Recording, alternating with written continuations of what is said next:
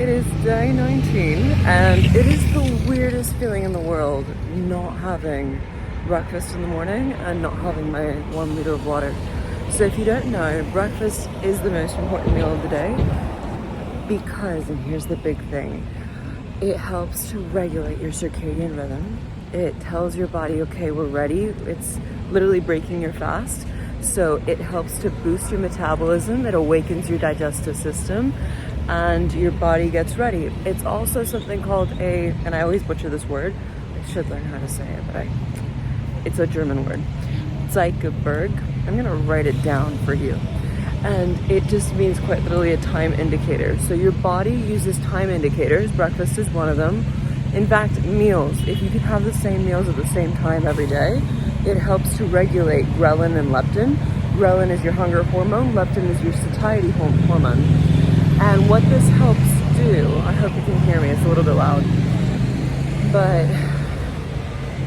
when you skip breakfast or you have breakfast at different times every single day, it doesn't matter if it's like 8 o'clock every day or 12 o'clock every day.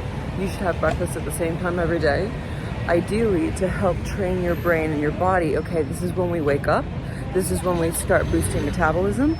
This is when we can expect breakfast. So we increase ghrelin and you regulate your hunger hormones. You regulate what would be your appetite, all in all.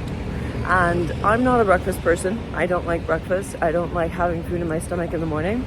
And especially if I work out or if I'm working, I don't want carbs because then they make you tired.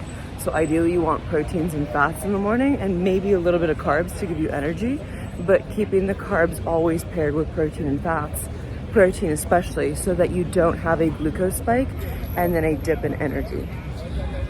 Ideally, I like to have egg whites and a little bit of avocado in the morning along with a coffee or two.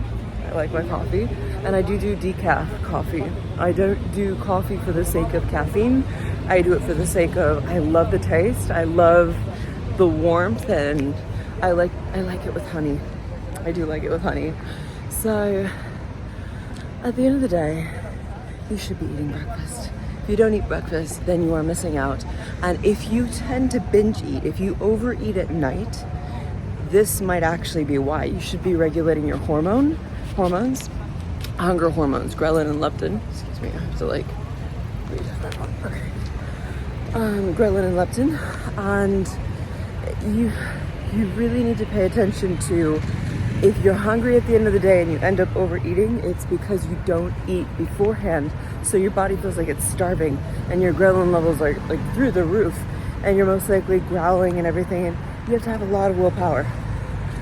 Me not having breakfast, it's next level difficult, let me tell you.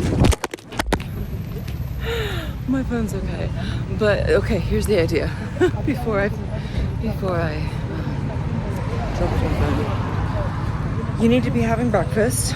Me not having breakfast is torture because I do need to regulate my hormones. I am the kind of person that overeats if she doesn't have breakfast or lunch. If I wait all day, and I used to do the OMAD diet when my life wasn't so chaotic. When my stress levels were pretty low, then I would do the OMAD diet, and I really liked it because there weren't as many responsibilities, and I could go the whole day fasted, and then I'd eat a really nice big meal at the end of the day, and I could eat whatever I wanted as long as I had at least 120 grams of protein. Imagine if you eat one meal a day, you have to get in at least 100 grams of protein, if not more, to make sure that you're keeping your muscle. That is the whole idea. So, do I suggest diets like the OMAD diet where you eat only one meal a day? No, never. I would never tell somebody that the OMAD diet is a great diet because it requires a lot of willpower. Your routine needs to be steady. You need to be extremely disciplined. But if you're already handling so many tasks and so many things, it's just an added stressor and you could overdo it. And I never want a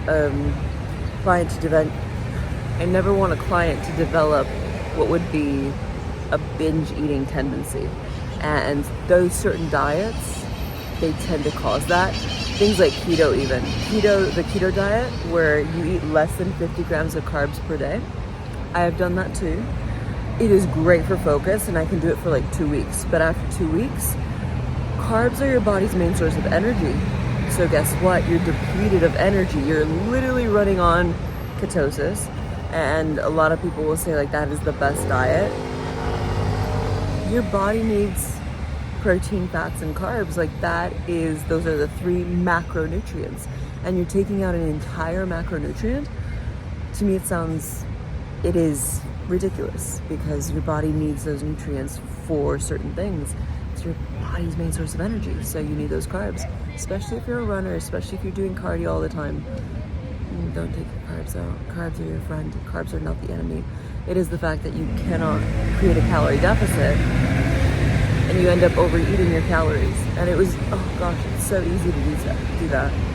Or at least with the foods that I like, I find it very easy to go over my calories. I find it very easy to eat at least 2,000 to 3,000 calories, easily. Other than that, it is morning. I have not eaten. I have not had any, I don't know, I lie. I had to take my pill because I am on day 2 of my period, and I have a lot of abdominal pain. And the only reason why I talk about my period, my cycle, is because it is something that all women go through.